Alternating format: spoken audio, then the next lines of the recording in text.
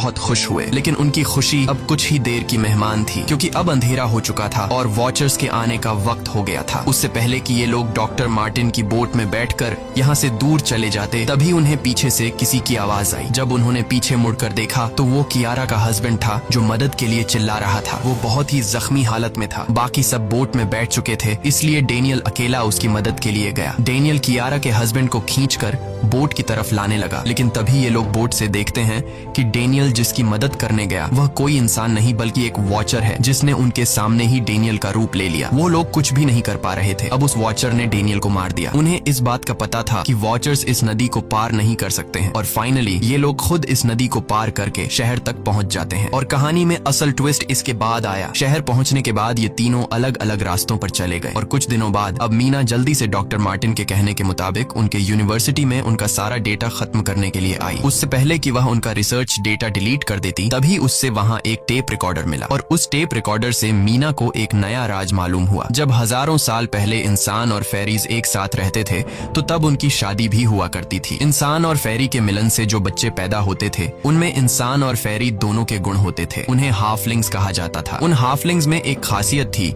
कि वे रूप बदलने में इतने माहिर होते थे कि वे किसी मरे हुए इंसान का रूप भी बदल सकते थे। प्रोफेसर का मानना था कि जब इंसानों ने फेरीज को जंगल के अंदर गढ़ों में कैद कर लिया था, तब हाफलिंग इंसानों के बीच अपना रूप बदलकर चुपके से रहने लगे, और वो आज भी किसी न किसी रूप में इंसानों के बीच मौजूद है। मीना जब प्रोफेसर के ऑफिस में आई और वहाँ पर जांचबीन करने लगी, तो वहाँ उसके हाथ कुछ ऐसी तस्वीरें लगी जिसने उसके होश उड़ा दिए। उसने देखा कि तस्वीर में जो प्रोफेसर के साथ लेडी खड़ी है वो कोई और नहीं बल्कि मेडलिन है, और असल में मेडलिन प्रोफेसर की वाइफ है। वो कंफ्यूज हो जाती है कि मेडलिन ने उसे यह बातें क्यों नहीं बताई। इस भारी कंफ्यूजन को शेयर करने के लिए वो कियारा के पास आती है और उसे बताती है कि जिस मेडलिन से हम जंगल में मिले थे वो असल में प्रोफेसर मार्टिन की वाइफ है, लेकिन उसने हमें यह सच्चाई इसलिए नहीं बताई क्योंकि वो खुद एक इंसान नहीं बल्कि एक रूप बदलने वाली फेरी थी। मैंने जब रिसर्च किया तो मुझे पता चला कि काफी साल पहले प्रोफेसर की वाइफ मेडलिन कैंसर की वजह से मर गई थी। ये सुनकर कियारा कहती है कि फिर वो मेडलिन कौन थी जो इतने समय से हमारे साथ थी। इस पर मीना कहती है, मुझे सब समझ आ रहा है। दरअसल प्रोफेसर अपनी वाइफ के मरने से बहुत दुखी थे और उसे हर हाल में वापस पाना चाहते थे, और जब प्रोफेसर को इन रूप बदलने वाली फेरीज के बारे में पता चला तो प्रोफेसर ने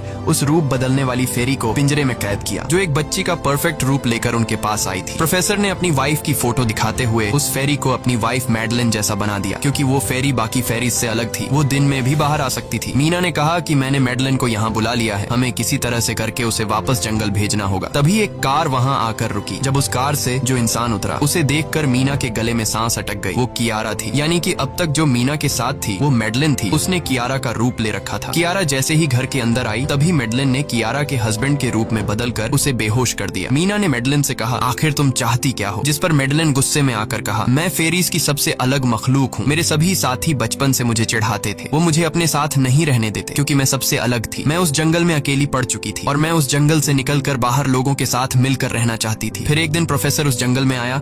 उसने मुझे पिंजरे में कैद कर लिया। उसने मुझसे कहा कि अगर मैं उसकी वाइफ का रूप ले लूं तो वह मुझे जंगल से बाहर ले जाएगा। मैंने उसकी बात मान ली। प्रोफेसर ने मुझे मेडलिन की सारी बातें सिखाई, और बाद में उस धोखेबाज प्रोफेसर ने मुझे मारने की कोशिश की, लेकिन उससे पहले कि वो मुझे मार पाता मैंने उसे ही मार डाला। तुम इंसान कभी भी भरोसे के लायक नहीं थे और न ही रहोगे। अब तुम भी मेरी सच्चाई जान चुकी हो, इसलिए तुम्हें भी मरना होगा, और तुम्हें मारने के बाद मैं तुम्हारे रूप में इंसानों के बीच रहूंगी। यह कहकर मेडलिन ने मीना का रूप ले लिया और उसका गला दबाकर उसे मारने लगी। तब मीना ने मेडलिन से कहा कि क्या प्रोफेसर ने तुमसे यह नहीं कहा कि तुम क्यों दिन में निकल सकती हो? असल में तुम हाइब्रिड हो, आधी इंसान और आधी फेरी, इसीलिए तुम इंसानों और फेरीज के बीच रह सकती हो। मुझे पता है कि दुनिया में अकेला रहना कैसा होता है, लेकिन तुम अकेली हाफलिंग नहीं हो। तुम्हारे जैसे और भी हाफलिंग्स हैं जो किसी न किसी रूप में इंसानों के बीच रह रहे हैं। इस सच्चाई का पता चलते ही मेडलिन का शरीर अचानक अपने असली रूप में आने लगा। देखते ही देखते उसके पंख निकल आए, जिसके बाद वो मीना को यहीं पर छोड़कर यहाँ से उड़ जाती है। इसके बाद कुछ हफ्तों के बाद का सीन दिखाया जाता है, जहाँ मीना अपनी सिस्टर के साथ रहने लगी है। उसने अपनी सिस्टर को बताया